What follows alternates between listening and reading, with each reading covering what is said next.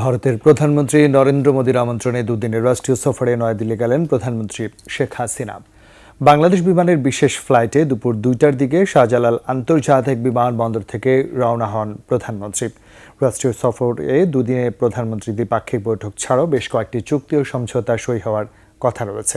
মেহেদী হাসানের রিপোর্ট। নরেন্দ্র মোদীর নেতৃত্বে ভারতে নতুন সরকার শপথ নেয় 9 জুন। সে অনুষ্ঠানে উপস্থিত ছিলেন বাংলাদেশের প্রধানমন্ত্রী শেখ হাসিনা। এবার মোদীর আমন্ত্রণে প্রথম বিদেশি সরকার প্রধান হিসেবে দেশটিতে সফরে গেলেন প্রধানমন্ত্রী।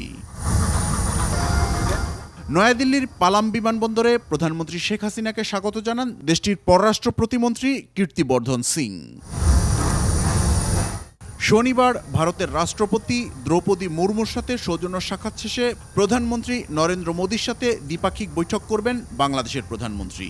পরে যোগ দেবেন সমঝোতা স্মারক ও চুক্তি সই অনুষ্ঠানে। এর আগে শুক্রবার দুপুরে শাহজালাল আন্তর্জাতিক বিমানবন্দর থেকে বিশেষ ফ্লাইটে ঢাকা ছাড়েন প্রধানমন্ত্রী শেখ হাসিনা। শনিবার সন্ধ্যায় ঢাকায় ফেরার কথা রয়েছে তার। মেহেদী হাসান, 21 টেলিভিশন, ঢাকা।